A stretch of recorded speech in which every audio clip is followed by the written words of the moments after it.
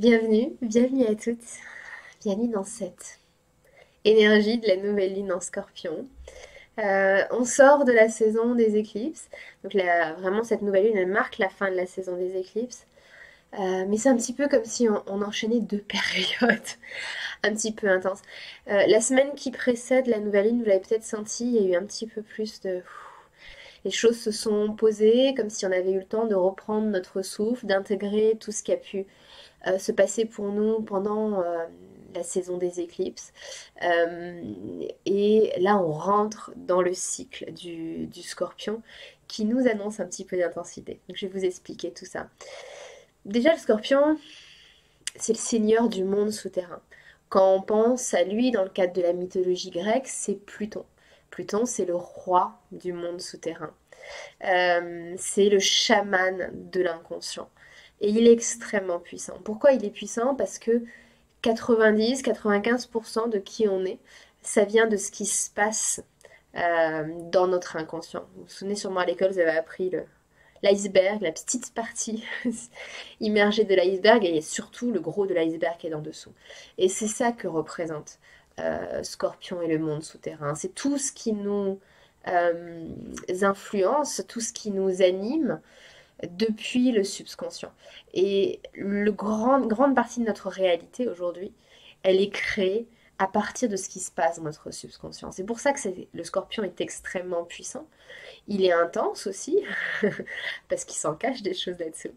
Euh, et l'invitation d'une saison en scorpion, donc quand je parle de saison, ça commence à la nouvelle lune en scorpion, pendant tout le cycle lunaire jusqu'à la prochaine nouvelle lune, c'est nous amener à scruter cette obscurité, à la recherche de ce qu'on n'a pas encore découvert de nous.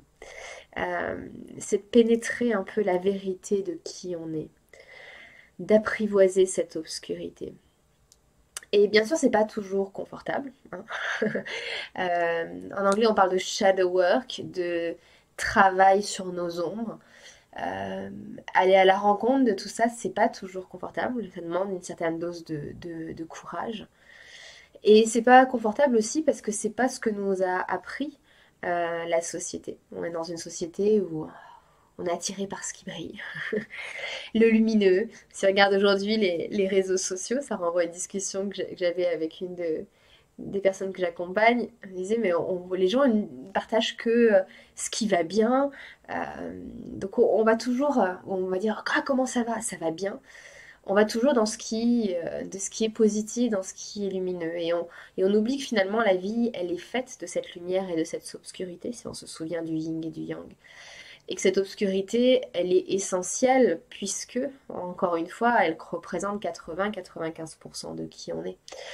Et donc si on passe sa vie avec cette partie-là de nous-mêmes dans le dos, cette partie-là de nous-mêmes qu'on ignore, on passe... euh, on se fait... Finalement, on se fait contrôler par notre subconscient. Même si on se force de toute notre force et volonté à dire je maîtrise ma vie. Non, parce qu'il va toujours se passer des choses, et c'est souvent des choses qui reviennent en boucle et en boucle. Ah, encore? Ah, encore? Encore je suis dans cette relation où cet enjeu-là se joue. Encore j'essaie de lancer un projet et j'échoue. Encore. Parce que c'est des fonctionnements qui sont dans notre subconscient. Donc pourquoi le scorpion, ça nous amène dans cette obscurité? Parce que euh, c'est le cycle qui va être le plus sombre de l'année. On rentre dans cette période entre Samhain et le solstice d'hiver. C'est la période la plus sombre de l'année. Les jours raccourcissent. Et même si on regarde dans la nature, pourquoi c'est le plus sombre au-delà des jours? C'est qu'il y a encore des feuilles sur les arbres. Donc si je suis dans la forêt aujourd'hui, en c'est encore plus sombre que ça ne le sera dans un mois.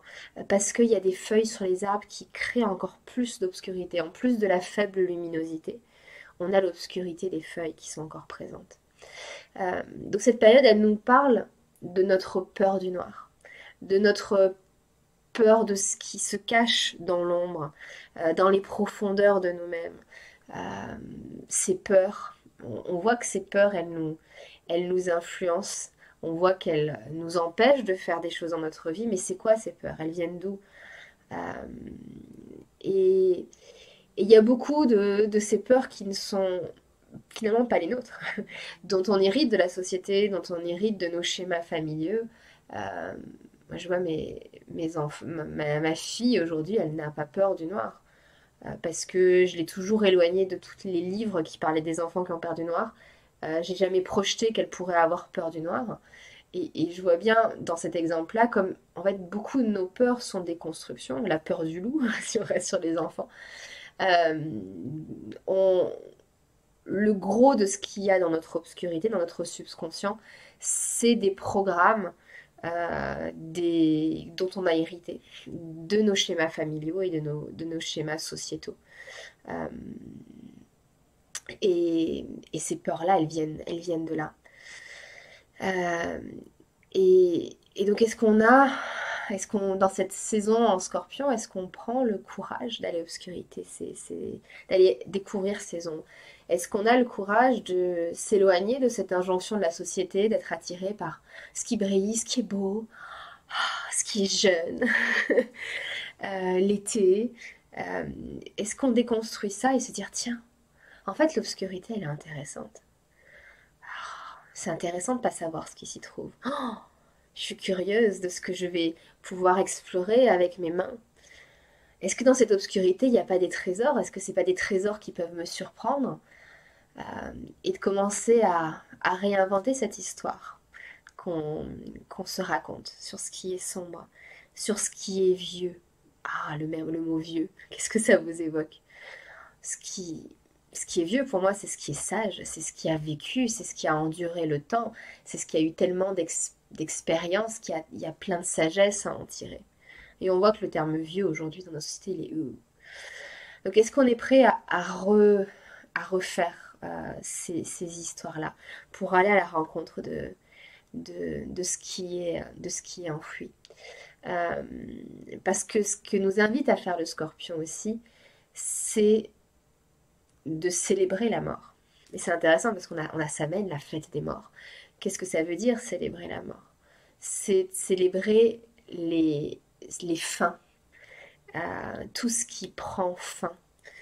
Euh, le, le, Dans la tradition celtique, Samhain, la fête des morts, c'est le nouvel an. Parce qu'on dit que la vie commence avec la mort, non pas avec la naissance. Et donc, cette tradition celtique, on suit la nature. C'est une tradition qui est très païenne. Euh, et on dit qu'à Samhain, le fils de la déesse, qui est le soleil, meurt. Donc, le soleil meurt. Et il va revivre au solstice d'hiver. Il va renaître au solstice d'hiver. Donc, on est dans cette période où il y a la mort. Et la mort, elle n'est pas négative, parce qu'on repense encore une fois à ce qui se passe dans la nature. En cette période d'hiver, il n'y a plus rien qui pousse sur la terre. La terre est morte, mais elle n'est pas morte. Elle est en train de préparer la vie qui à naître. Donc c'est pas quelque chose de négatif. Et qu'est-ce que ça veut dire dans nos vies? Dans nos vies, ça veut dire qu'on a besoin d'accueillir la mort. On a besoin d'accueillir ce qui doit finir, ce qui doit s'achever. Euh, Parce que si on s'accroche, hein, si on s'accroche à des projets qu'on ne peut pas voir mourir, si on s'accroche à des émotions qui sont toxiques, mais dont on est devenu dépendante, si on s'accroche à des relations qui sont toxiques, mais dont on est devenu dépendante. Et vous pouvez compléter tout ce que vous voulez, on a plein de façons, nous les êtres humains, de se raccrocher. Euh, on laisse pas notre terre se reposer pour être fertilisée à nouveau de nouveaux projets, de nouvelles relations, de nouveaux modes de se sentir dans notre vie. Euh, donc, on honore dans cette saison les cadeaux de la mort. On apprend à lâcher prise. Grande leçon de vie, lâcher prise. Je sais pas vous, mais moi ça l'est toujours. On lâche et on invite vraiment ce calme, cette introspection pour aller chercher. Oh, tiens, maintenant que j'ai lâché ça, j'ai de la place pour autre chose. Mais il y a quoi dans ma besace, dans mon inconscient, comme trésor, comme don? Il y a quoi qui me reste à guérir? Oui, mais il y a quoi aussi comme beauté qui se cache dans mon obscurité? Euh, et c'est vraiment d'avoir ce temps pour soi, pour travailler sur soi, ce qui est extrêmement important et fertile dans cette période. Si vous voulez commencer un coaching, un accompagnement, une psychothérapie, vous allez faire des bonds en avant pendant cette saison en scorpion, parce que le scorpion, c'est le signe du psychologue et de la thérapie. Et cette énergie de fin de cycle, elle est particulièrement puissante dans ce cycle de lunaire en scorpion, parce qu'il y a plusieurs fins qui s'entremêlent. On a la fin du portail des éclipses, je le disais au début. Cette nouvelle lune, elle marque la fin de ce portail des éclipses qu'on a eu avec les nouvelles lunes, la nouvelle lune et la pleine lune précédente. On a la fin du cycle solaire. Donc je vous disais, le dieu soleil meurt à Samhain, va renaître au solstice d'hiver. Et on a la fin d'un cycle aussi qui est important, qui va avoir lieu le 18 novembre, qui est la fin du cycle de Mars de Mars et du Soleil. Et ce cycle-là, c'est un cycle de 2 ans qui nous met en action dans le monde. Donc c'est comme si entre cette nouvelle lune et le 18 novembre, on est en train de tourner la page sur là où on a mis notre énergie d'action, notre volonté dans ces 2 dernières années. Euh, et on va remettre les compteurs à zéro, on dit ok, là, mon énergie, mon action, je vais l'utiliser différemment. Peut-être qu'on l'a utilisé, je parle pour moi, je parle toujours pour moi quand je dis ça, un peu à outrance, on ne sait pas trop économiser. Moi, c'est la leçon de toute ma vie. Et si vous me suivez, c'est sûrement une de vos leçons. J'ai tendance à attirer des femmes qui sont un peu comme moi sur ce point-là. Euh, Où est-ce que vous avez mis votre feu d'action, votre énergie? Où est-ce que vous voulez la mettre? Donc on est en train voilà, de relâcher aussi tout un tas de choses autour de comment on se met en action dans le monde. Euh, et donc si j'atterris un peu sur tout ce que je viens de partager là, ce cycle, il nous invite à accueillir l'obscurité sous toutes ses formes pour trouver la source de la transformation qu'on veut créer dans nos vies. Donc des choses sont en train de finir pour que de nouvelles, viennent vivre. Et pour pouvoir créer toutes ces fins, toutes ces petites morts dont on a besoin pour vivre notre pleine renaissance. On a besoin de célébrer ces fins. On a besoin d'aller dans l'obscurité. Aller voir qu'est-ce qui se cache derrière cette peur, qu'est-ce qui se cache derrière cette sensation d'être bloqué dans cette partie-là de ma vie. Euh, donc on devient les je sais plus comment on disait, ceux qui vont les spéologues, j'ai oublié le terme, ceux qui partent avec leur petite lampe frontale dans les dans les dans les dans les en- dans les souterrains, dans les entrailles de la terre. Et on va chercher un peu dans les entrailles de nous-mêmes. Ok, qu'est-ce qui me fait fonctionner, répéter tous ces schémas dont j'ai plus envie de fonctionner comme ça dans ma vie. Donc on est les spéologues, non, je crois, de notre propre vie. Donc c'est une opportunité de tirer un trait sur tous les déséquilibres, sur tous les désharmonies qu'on a identifiés ces derniers mois, en disant non ça allez, on arrête. C'est l'opportunité exceptionnelle de lâcher nos peurs de l'échec, nos peurs d'être encore une fois abandonnés, nos peurs de ne pas être assez, nos peurs de décevoir, vous complétez comme vous voulez compléter. Euh, on lâche quoi, tout ça, ça suffit. Voilà, c'est de se dire un grand ça suffit. C'est le moi, c'est le cycle lunaire pour dire c'est un grand ça suffit. Euh, et aller les déraciner ces peurs. Et on n'a pas besoin de mettre des grands mots, des grandes phrases, de faire une psychothérapie d'1 an sur chacune de ces peurs-là pour les lâcher. Non, on peut choisir on les enlève. C'est le cycle pour le faire. En posant nos intentions à la nouvelle lune. On pose l'intention de les enlever. Euh, Quand on regarde particulièrement ce qui se passe avec cette nouvelle lune dans l'astrologie, je vous ai parlé de la fin du cycle de Mars. Mars, il est aussi très présent dans ce cycle lunaire parce qu'il est très proche de cette nouvelle lune. Donc on voit qu'on a cette question de où on met notre énergie, comment on se met en action, comment on utilise notre volonté. Mars, c'est aussi l'agressivité, c'est aussi la guerre, et je pense que ça se reflète dans ce qui se passe dans le monde en ce moment. Mais quand on le ramène à un niveau personnel, c'est où est notre action juste et s'éloigner de tous les endroits où on a tendance à rentrer dans le mur, à rentrer en conflit et trouver l'action juste, y compris le conflit envers nous-mêmes. Et ce qui est très, très intéressant, c'est qu'on a à la fois Mars qui est très proche de cette nouvelle lune, qui va nous aider à faire bouger les choses, à passer à l'action dans ce qu'on veut faire dans notre vie, dans son aspect positif. Et on a aussi Cérès. Cérès, c'est la déesse de la terre-mère. C'est le féminin nourricier, le féminin qui prend soin d'eux. Hein. Et je pense que c'est aussi, quand on regarde l'actualité aujourd'hui, on a cette guerre et on a tous ces mouvements que moi je vois beaucoup chez les femmes parce que c'est l'environnement dans lequel j'évolue, mais de qu'est-ce qui se passe avec ces enfants? Comment on peut prendre soin de ces enfants qui sont au milieu de cette guerre? Comment on peut sortir de conflits différemment en continuant à prendre soin des hommes, des femmes, des enfants, des individus? Donc il y a à la fois cette énergie très meurtrière de guerre qui est représentée par Mars, et Cérès qui dit mais est-ce qu'il n'y a pas une autre voie? Comment on peut prendre mieux soin de nos enfants, prendre mieux soin de la Terre avec tout ce qui se passe dans l'écologie? Et pour moi, c'est l'invitation à voir comment ce féminin nourricier, il peut contrebalancer ces énergies guerrières. Et Mars, il n'est pas mauvais en soi, parce que c'est ça qui nous fait bouger. C'est ça qui nous fait passer à l'action. C'est notre volonté, on a besoin. Mais est-ce qu'on peut avoir cette dimension positive de Mars sans partir dans une énergie de conflit et de guerre? Et donc ça, je pense, ça va être intéressant dans cette nouvelle lune. Et en nous, qu'est-ce que ça veut dire? En nous, pour moi, l'invitation que je vois, c'est comment je passe à l'action tout en continuant à nourrir mes propres besoins, pour pas tomber dans l'excès, pour pas me violenter moi-même en me disant ouais, t'as peur, c'est pas grave, tu vas y aller quand même. Comment je peux être douce et nourricière quand je passe à l'action.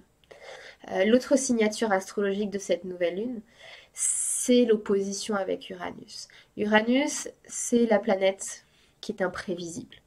C'est ce qui est soudain, ce qui évolue rapidement. C'est ce qui fait changer, bouger les choses. Et c'est ce qui nous éveille aussi. Et pour moi, ça accentue ce besoin qui est déjà présent en nous depuis plusieurs mois, peut-être plusieurs années pour certaines, de nous libérer de notre passé. Ok, on arrête ces schémas de peur, ces schémas de fonctionnement où on se pousse, où on force, on rentre dans le conflit avec nous-mêmes, peut-être le conflit avec les autres. On se libère de tout ça. Uranus, c'est la cassure. Pour accueillir un vent de changement. Et Uranus, il peut être intense lui aussi. Donc on a Scorpion qui est intense, Uranus qui est intense parce que il vient libérer la tension qui s'est accumulée. Uranus, c'est l'énergie de l'éclair, c'est l'énergie des tremblements de terre qui viennent libérer cette tension. Hein, quand on regarde la Terre, c'est ça les tremblements de terre, ça libère des tensions à l'intérieur de la Terre. Et donc, il va venir libérer les tensions qui sont accumulées ces dernières semaines, ces derniers mois. Et moi, je le sens vraiment dans ma vie, comme il y a une espèce de tension latente. Et malgré tout le travail que j'ai fait ces derniers mois, je sens qu'il y a toujours cette tension qui m'habite. Et il y a vraiment là l'opportunité de... On libère. C'est la planète de la révolution. Donc c'est avec nos intentions, est-ce qu'on peut demander cette révolution intérieure? Uranus peut frapper dans notre vie comme un éclair dans le ciel. Donc ça peut casser des liens qui existent, casser des choses qui nous retenaient avec nos anciens schémas. Mais c'est toujours au service de notre éveil. Donc s'il y a des choses d'imprévues qui se passent pour vous, essayez de toujours vous souvenir, ok, je comprends pas forcément maintenant pourquoi, mais je sais que c'est au service de mon éveil. Et même si c'est soudain, même si c'est inattendu, c'est là pour me libérer. Qu'est-ce que j'aurais d'autre à vous dire sur l'astrologie? Une dernière chose sur l'astrologie qui est assez fascinante. Donc il y a Dan Regnard qui est un des grands astrologues du siècle précédent, qui a créé ce qu'on appelle les symboles sabiennes. C'est-à-dire que les 360 degrés du zodiaque ont tous une énergie, un message à passer. Et donc quand on regarde cette nouvelle lune, elle est dans le 21e degré du Scorpion. Et, et donc l'image pour ce degré, c'est celui du guerrier, du soldat qui désobéit aux ordres. Donc c'est très intéressant, vu l'actualité du moment. Euh, et qu'est-ce que ça veut dire, au-delà de ce qu'on pourrait commenter dans l'actualité, qu'est-ce que ça veut dire pour chacun d'entre nous? C'est le besoin d'être vrai et authentique avec nous-mêmes. Donc quand on est un soldat, et on est toutes des soldats, parce comme encore une fois, on vit avec tous nos conditionnements familiaux, nos conditionnements sociétaux. Donc on reçoit quelque part des ordres de notre subconscient. Dire, ok, t'agis comme ça te fait peur, ça si, ça c'est ça. Euh, tu es venu, il faut travailler dur pour réussir. Si tu te fais plaisir, enfin voilà, peu importe, vous complétez. Donc on a ces ordres-là de nos conditionnements, de notre subconscient. Euh, et, et ça crée un conflit avec les choses qu'on a envie de créer dans notre vie. On a envie de voir les choses différemment, on a envie d'avoir des nouvelles perspectives. Et donc c'est le choix, la question que nous pose cette nouvelle lune et le choix qu'il y a derrière, c'est est-ce que je continue de fonctionner selon tous ces conditionnements, selon tous ces schémas dont j'ai hérité? Est-ce que j'obéis les ordres qui me disent d'attaquer ce village, de lancer cette bombe, de tirer sur cette personne, de tuer cette personne? Ou est-ce que je désobéis? Et qu'est-ce que ça veut dire désobéir? Ça veut dire je refuse de suivre ces schémas. Et je refuse particulièrement de suivre ces schémas de tout ce qu'on hérite de cette société patriarcale, de tout ce qui est violent et agressif, oui dans le monde mais aussi en soi. Hein, quand on se dit qu'on n'est pas capable, est-ce que c'est pas violent de se dire qu'on n'est pas capable? Est-ce que quand vous voyez un petit enfant d'un an ou deux qui tombe parce qu'il essaie d'apprendre à marcher, se dire t'es pas capable? On ferait jamais ça. Pourtant, on continue à se le dire à nous-mêmes, on n'est pas capable. Donc il y a beaucoup de violence dans nos schémas de pensée. Et donc est-ce qu'on a aujourd'hui le courage de plus être le bon soldat et de refuser de continuer à suivre ce schéma, de refuser de suivre cet ordre pour créer autre chose? Euh, et de se dire qu'en fait, tous ces schémas-là, ils sont plus tout puissants. On refuse qu'ils soient tout puissants sur nous. Et que chacun de nous, chaque individu, peut choisir de désobéir, peut choisir de se libérer. Tout comme le soldat, quand on lui dit de tirer et de tuer quelqu'un, il a le choix de refuser. Et nous, on a le choix. On a le choix aujourd'hui de prendre notre liberté, de montrer qu'on qu'on peut être vrai et juste envers nous-mêmes. Euh, et, et de créer la vie qu'on a envie de créer. Euh, Parce qu'on est capable de créer notre réalité. Une fois qu'on s'est libéré de tous ces ordres, on est capable de créer la paix dans le monde et en nous, et on commence par soi. Vous voyez, comme c'est intéressant, ce symbole pour cette nouvelle lune. Donc si on essaie de résumer un petit peu tout ce que j'ai partagé avec vous aujourd'hui, je pense que c'est un cycle lunaire important. Euh, je suis désolée de le dire parce que moi aussi j'aurais eu besoin de me reposer. Je pense que ça va être encore un cycle lunaire qui va être confrontant, qui va être intense, qui va nous secouer. Euh, mais pour notre plus grand bien. Et les clés, vraiment dans les intentions que vous pouvez poser pour cette nouvelle lune et le travail que vous allez faire dans ce cycle lunaire, c'est d'aller à la rencontre de votre propre liberté. De vous libérer de tout ce qui vous freine, d'accueillir la mort, de mettre fin à tout ce qui n'est plus au service de la vie que vous voulez créer pour vous-même. Et de vous souvenir qu'en fait, vous êtes capable de désobéir. Vous êtes des individus capables d'affirmer votre propre volonté, Mars. Et votre propre volonté, c'est de changer la vie dans laquelle vous êtes aujourd'hui, de créer autre chose. Et vous avez le pouvoir de le faire. Et toutes les parties de vous-même qui sont en train de vous dire, alors que je dis ça, que mais non, mais non, mais non, mais je peux pas. Et toutes les objections que vous entendez, c'est vos schémas. C'est votre conditionnement. C'est les ordres que vous avez reçus pendant des années. Et on peut choisir de ne plus les écouter. Et c'est vraiment ça l'invitation de ce cycle lunaire. On va prendre un instant pour atterrir de tout ce que j'ai dit. Vous pouvez déposer vos mains là où c'est juste pour vous. Et si vous fermez les yeux, vous allez sentir où tout ce que j'ai partagé jusqu'à maintenant, ça vient résonner. Ça vient vibrer. D'être à plusieurs endroits. Vous avez deux mains, ça tombe bien. Vous pouvez toucher plusieurs zones de votre corps. Essayez d'écouter ce qui est présent. Notre corps, c'est le plus incroyable messager et allié pour nous dire ce qui se passe dans nos ombres. Et aller à la rencontre de ces sensations que vous sentez dans le corps. Est-ce que ça a une texture, une couleur? Est-ce que c'est chaud? Est-ce que c'est froid? Est-ce que c'est doux? Est-ce que c'est dur? Est-ce que c'est mou? C'est quoi cette sensation? Est-ce qu'elle vous rappelle quelque chose? Un paysage, un objet? Est-ce qu'elle vous rappelle quelqu'un?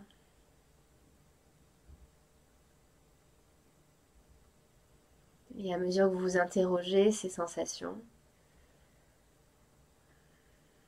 ces émotions, peut-être qu'elles s'apaisent. Et à mesure qu'elles s'apaisent, vous pouvez les interroger un petit peu plus. Qu'est-ce que tu as à me dire? Est-ce que tu as un message pour moi aujourd'hui?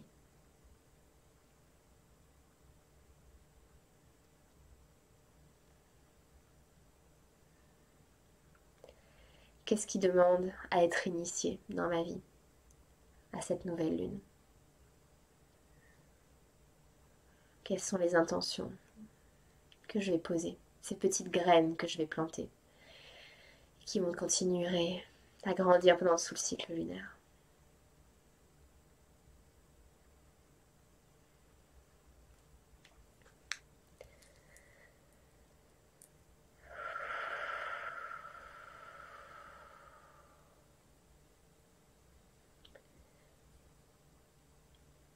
Vous pouvez faire pause et rester dans cet espace aussi longtemps que vous souhaitez. Vous pouvez prendre le temps aussi d'écrire ce qui vous est venu, les réflexions qui vous viennent autour de ce que j'ai partagé aujourd'hui.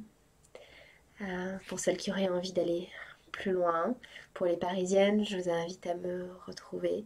Tous les mois, je donne un cercle de nouvelle lune dans le 19e arrondissement de Paris. Vous aurez toutes les informations en dessous de cette vidéo. Vous pouvez aussi me suivre, j'envoie une newsletter tous les mois avec toutes les énergies du mois. Vous pouvez me rejoindre sur mon compte Instagram. Tous les lundis, je poste la météo de la semaine pour que vous puissiez continuer à comprendre les énergies qui nous habitent. Et pour celles qui se sentent appelées à faire ce gros travail, pas gros d'ailleurs, pourquoi il serait gros? Ce beau travail d'exploration de tous les trésors dans leur obscurité. J'accompagne aussi des personnes en individuel et si quelque chose qui vous appelle, vous pouvez me faire un petit message pour qu'on en discute ensemble, voir si c'est juste pour vous. Je vous souhaite à tous une magnifique, magnifique exploration dans ce cycle lunaire. Soyez courageuses, explorez vos ombres, libérez-vous, dites non à tous ces ordres et ces injonctions pour devenir les grandes créatrices de votre vie.